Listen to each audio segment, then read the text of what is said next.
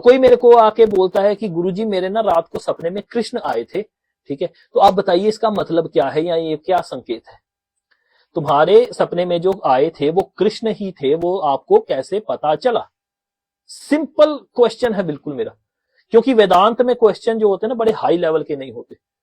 जो आपके सपने में आए थे वो कृष्ण ही थे, ये चीज आपको कैसे पता चली और कैसे आपने कंफर्म किया? कोई जवाब इसका? नहीं, वो ना वो मोर पंख लगाया हुआ था उन्होंने, ठीक है, और वो जो शक्ल आती है ना टीवी में, वो सौरभ जैन जी हैं, ठीक है, वही थे, और वो मोर पंख लगाया हुआ था यहाँ पर, ठीक है, और साथ में वो एक मुरली डाली हुई थी और पीले रंग के कपड़े डाले हुए थे, यहाँ पे गले में मालाएं डाली हुई थी और फूल भी पहने हुए थे, और वो एक आधा और भी चीज जो होती है, उनका हाथ में चक्र भी पकड़ा हुआ था।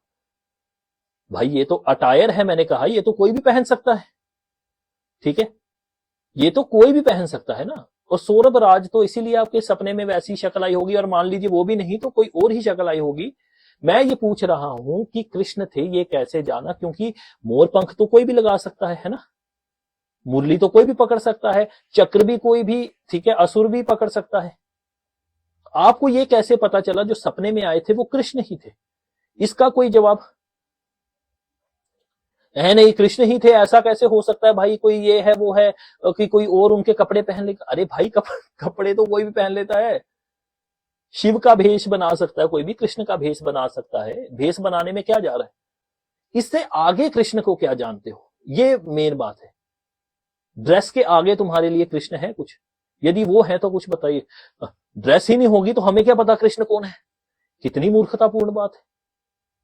ये बात सुन के तो भाई आधा घंटा मेरा दिमाग ही घूम गया। वो कह रही कि ड्रेस ही नहीं होगा तो भाई हमें कैसे पता चलेगा कृष्ण है? तो वही तो मेरा सवाल है कि कृष्ण तो पजामे कुर्ते में भी आ सकते हैं, ठीक है, उनका वो स्वरूप है, अच्छी बात है, परंतु वो कोई बाधित नहीं है ना कि वो अपना रूप बदल नहीं सकते, ठीक है, वो तो ग्वाले के रूप में भी होते थे, ठीक है, तो ये भी चीजें हैं। अच्छा, एक है आप जिस रूप में उनको माने, मैं कृष्ण रूप में मानती हूं। हाँ, तो बस यही ठीक है ना, रूप ही तो हम मानते हैं, ठीक है, रूप को ही तो हमने जाना है, और रूप कोई भी व्यक्ति धार सकता है, ठीक है, रूप तो कोई भी व्यक्ति धार सकता है। प्रश्न तो अभी भी वही का वही खड़ा है कि वो कृष्ण ही थे, आपने कैसे जाना? ठीक है, जो सपने में आए थे, ठीक है, या आपको आभास जो होता है वो, इसका आंसर है शून्य, क्योंकि इसका कोई आंसर है ही नहीं। इसका आंसर उसको मिलेगा जो पहले वेदांत को समझेगा, ठीक है, थोड़ा भी वेदांत के बारे में पढ़ेगा, क्योंकि कृष्ण का कार्य वेदांत है। भगवान श्री कृष्ण भगवत गीता 15वें अध्याय 15वें श्लोक के बारे में बता रहे हैं कि वेदांत को रचने वाला मैं हूं, ठीक है, भगवान श्री कृष्ण का जो कार्य है वह वेदांत है, और वेदांत में अद्वैत सबसे पहली बात आती है, ठीक है, तो रूप ही तो है भाई। रूप भी तो देखकर व्यक्ति जो है वो कभी स्त्री के रूप में मोहित हो रहा है, कभी पुरुष के रूप में मोहित हो रहा है, ठीक है, कभी अभी बालक के रूप में मोहित हो रहा है कि हाय मेरा बच्चा बड़ा कमजोर हो गया, आला ला ला ला ला ला ला, रुक तेरे को अभी मुर्गा कटवा के खिलाता हूं। हालांकि मैं कृष्ण के बारे में ये बात नहीं, मैं आपको बता रहा हूं रूप ही एकमात्र हमारे लिए सब कुछ है, जबकि कृष्ण किस रूप में तुमसे मिलने आ जाएंगे तुम्हें पता ही नहीं, ठीक है, और आप पहचानोगे भी कैसे उनको?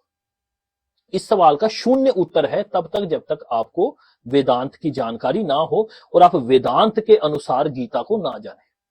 प्रश्न बहुत है, ठीक है, और ये कोई कुतर्क नहीं है।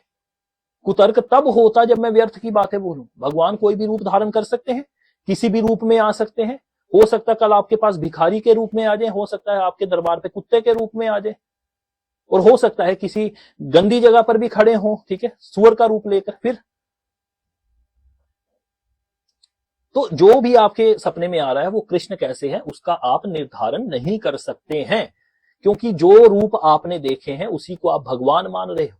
भगवान अपर पोर, ये बाहरी लेयर जो है ना, ठीक है, वो है, ठीक है, और हम सबको बाहरी लेयर से ही पहचानते हैं। इस वीडियो में आपको कोई भी आंसर इस चीज का नहीं मिलने वाला है, ये भी पहले ही जान लीजिए। तो उम्मीद है ये तो आपको समझ आ गया होगा कि जब आप पूछते हो सपने में कृष्ण आते हैं, राधा रानी आती है, शिव आते हैं, ये आते हैं, आपको कैसे पता कि शिव ही आए हैं या राधा रानी ही आई हैं? क्योंकि इनकी ओरिजिनल फोटो भी नहीं है हमारे पास, ठीक है, मैं भी अभी ये मोर पंख लगाकर या फिर मैं वो नाग पहनकर गले में और सर के ऊपर से वो जटाएं बांधकर अभी शिव बन जाता हूं, उसमें दिक्कत क्या है?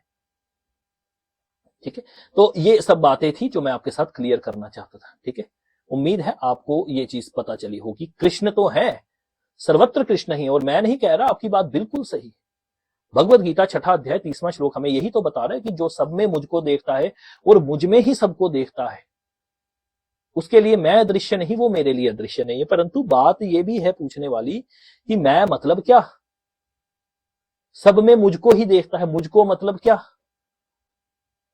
बात फिर घूम फिर कर शून्य पे आ जाती है। ठीक है, तो इसके लिए वेदांत से जुड़ना पड़ता है, बहुत सारी चीजों को जानना पड़ता है।